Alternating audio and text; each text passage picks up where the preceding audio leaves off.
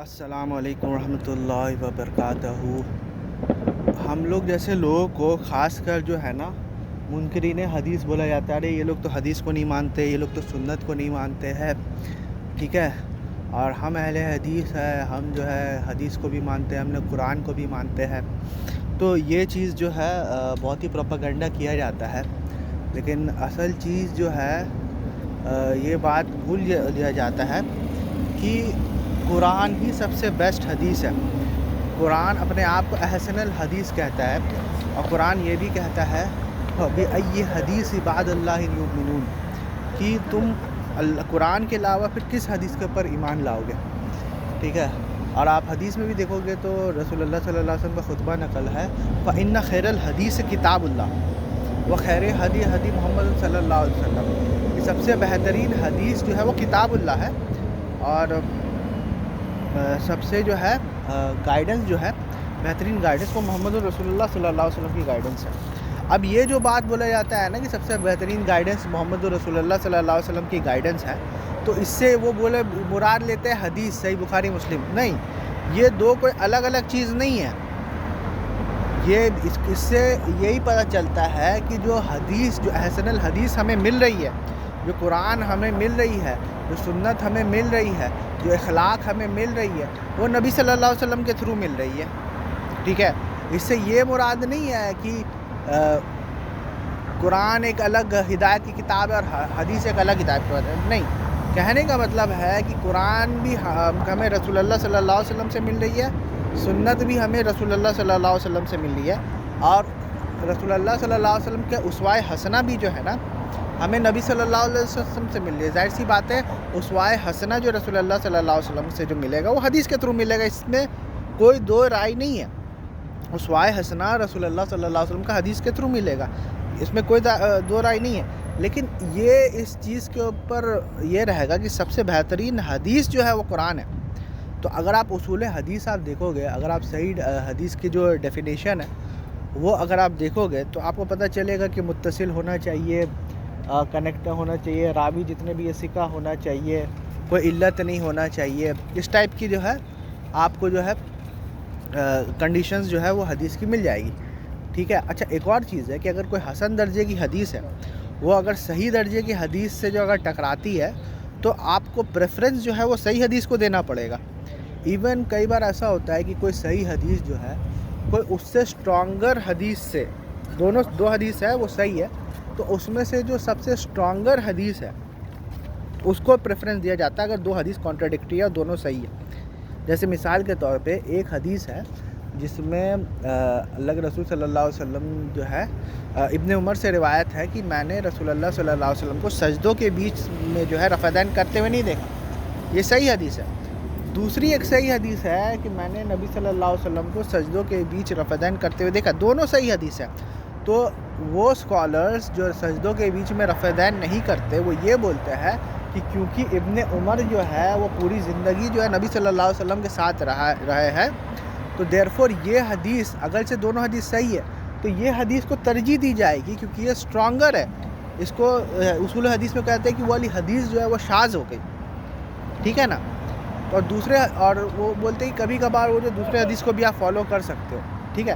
تو صحیح حدیث میں بھی جو اسٹرانگر صحیح حدیث ہے اس پریفرنس ہمیشہ اس کو دی جائے گی۔ تو بھائی اگر اصول حدیث میں ایک ہوتا ہے موضوع حدیث، ضعیف جداً، حسن حدیث، صحیح حدیث، اگر یہ کرائیٹیریا ہے تو احسن الحدیث جو ہے وہ قرآن کا کرائیٹیریا ہونا چاہیے کہ کوئی حدیث اگر چاہے وہ صحیح کیوں نہ ہو اگر قرآن سے ٹکرائے تو وہ اس کو پریفرنس نہیں دیا جائے گا، اس کو چھوڑ دیا جائے گا، اس کو رد کر دیا جائے گا۔ ایون بہت ساری ایسی حدیثیں ہیں جو کہ اور دوسری کتاب میں ہے، لیکن جب وہ بہت ساری بخاری مسلم کی حدیث سے جب کانٹراڈکٹ کر دیتی ہے تو علماء ان کو چھوڑ دیتے ہیں، ٹھیک ہے نا۔ تو میرا یہ کہنے کا مطلب ہے کہ اگر بخاری و مسلم کی جو حدیث ہے قرآن سے اگر ٹکرا جاتی ہے تو علماء کو اس کو بھی چھوڑنا چاہیے، ورنہ یہ کیا لاجک ہے کہ دو صحیح حدیث جو ہے ایک دوسرے کو کانٹراڈکٹ کر سکتی ہے لیکن صحیح حدیث قرآن کو کانٹراڈکٹ نہیں کر سکتی ہے۔ اس سے تو یہ ثابت ہو گیا ہے کہ قرآن کا جو ہائرارکی آپ نے سیٹ کیا ہے، قرآن اس میں سب سے نیچے آتا ہے۔ آپ کی ہائرارکی میں قرآن پریکٹیکلی آپ اپنے منہ سے زبان سے کچھ بھی بولو لیکن عمل سے آپ یہ ثابت کر رہے ہو کہ قرآن سب سے نیچے آتا ہے، کیونکہ آپ کے ڈسکورس میں ایک حدیث دوسرے حدیث کو کانٹرڈکٹ کرتی ہے تو اسٹرانگر حدیث کو پریفر کیا جاتا ہے. حسن حدیث اگر صحیح حدیث کو کانٹرڈکٹ کرتی ہے تو صحیح حدیث کو پریفر کیا جاتا ہے. ٹھیک ہے نا. تو بھائی اگر کوئی صحیح حدیث چاہے وہ بخاری مسلم کی ہی کیوں نہ ہو, اگر وہ قرآن کو کانٹرڈکٹ کر رہی ہے تو اس کو بھی ریجیکٹ کر دیا جائے گا. تو ہم لوگ تو اصول بہت صحیح فالو کر رہے ہیں. پھر خطیب البغدادی ہے اور پھر امام ابن حزم ہے, انہوں نے کہا کہ کوئی حدیث اگر عقل کے خلاف ہو تو اس کو جو ہے تو جان لو کہ وہ فیبریکیٹڈ حدیث ہے. تو کوئی, اور قرآن بھی یہ چیز کہتے ہیں افلا تعقلون, کہ کیا تم عقل استعمال نہیں کرتے. اور بہت جگہ جو ہے قرآن نے کہا کہ اپنی عقل کو استعمال کرو, اور یہاں تک کہہ دیا کہ جو لوگ عقل استعمال نہیں کرتے وہی تو ہے کافر. جو لوگ اپنی عقل استعمال نہیں کرتے سمن بکمن امیون ہم لا یرجون, کہ وہ لوگ کبھی واپس نہیں جائیں گے اب سیدھی راہ پہ. ٹھیک ہے. تو اس سے ثابت ہوتا ہے کہ کوئی حدیث اگر عقل کے خلاف بھی جا رہی ہے نا تو اس کو بھی رد کر دیا جائے گا.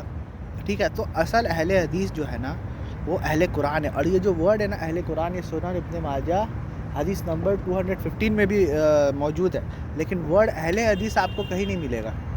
اور باقی جو ہے نا وہ خیر کہ جو بدعت والی جو حدیث ہے اگر آپ اس کے اوپر کانسنٹریٹ کرو تو ورڈ یہ ہے کہ جس نے دین میں نئی بات حدیث کی, وہ کیا تھا نئی بات, وہ خیر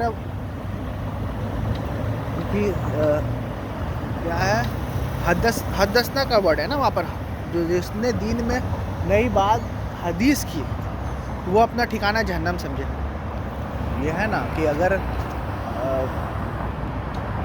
وشر الامور محدثات ہوا وکل محدثۃ بدعہ, کہ ہر نئی حدیث جو گڑھی جاتی ہے وہ بدعت ہے, وہ کل بدعت ضلالہ. تو یہاں پر بھی ورڈ جو آ رہا ہے محدثات آ رہا ہے, تو اس